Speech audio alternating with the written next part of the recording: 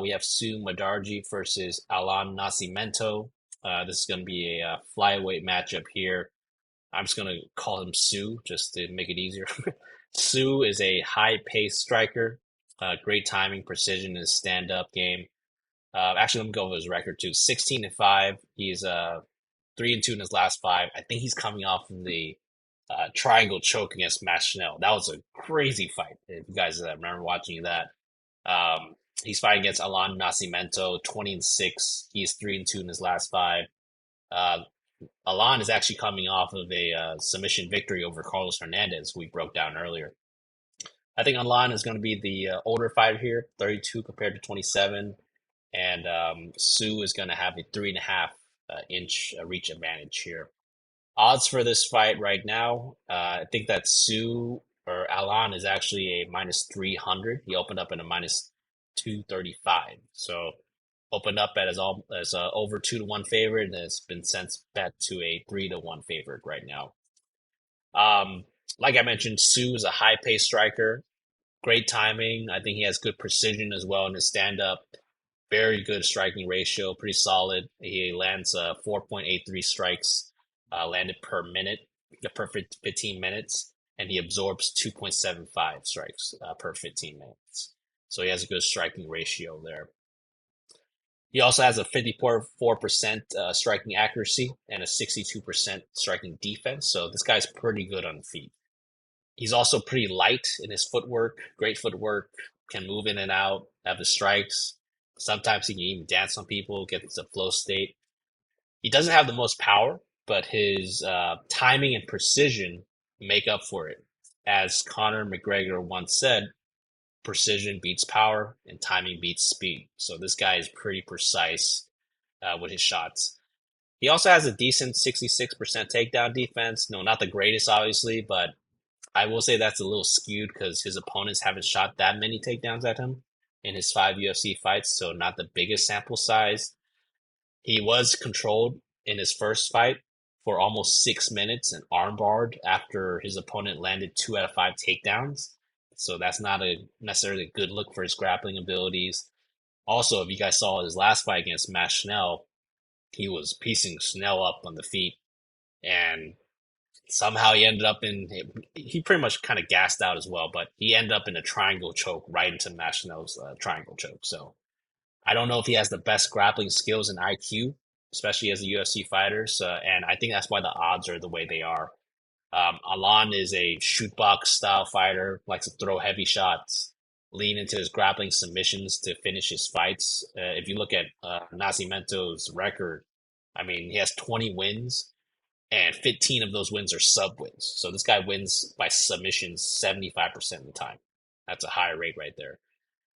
Now, Allan doesn't have the best takedowns, but he will continue to shoot. And if he does land a takedown, he has pretty good control when he's on top. And also, he's obviously a high submission threat. Going back to his takedowns, though, he does land 1.55 takedowns per 15 minutes, but he only has a 26% takedown accuracy. And he can actually get taken down himself because he only has a 16% takedown defense. So that it'll be interesting to see if Sue is going to try to implement some takedowns because he does have an 100% takedown accuracy. You know, every takedown that he's shot, he's landed. But I doubt that he will try to play into Nascimento's game there. I think he's going to try to keep it standing. This is a really tough fight for me to pick.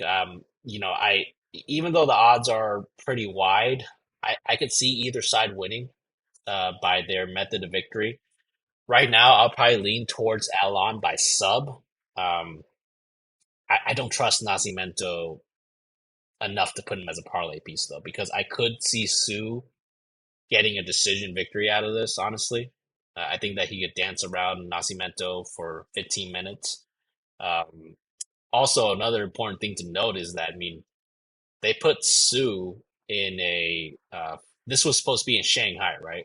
So he was supposed to be one of the fighters that kind of represented China, if you will.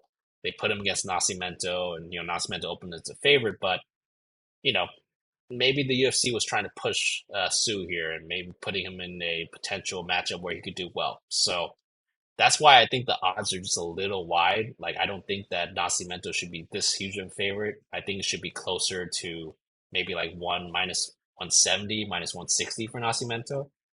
Um, but yeah, I think for me this is a dogger pass. I'm not going to put any units on Nascimento, and right now I'm leaning towards pass because I don't trust Sue that much either as far as getting grounded and getting subbed. Jar, what do you think about this fight between Sue and Nascimento here? So originally, I thought that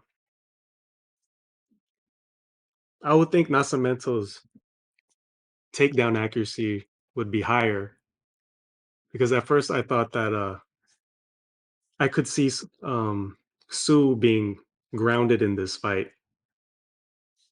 just from his frame and his stature. He's light on his feet, but like you said, he could dance around and avoid those takedowns.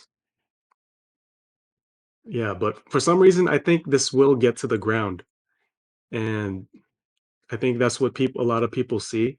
It's minus 250 favorite, I think, for Allen Nascimento, Minus 300 now. and oh, minus 300 now. Okay.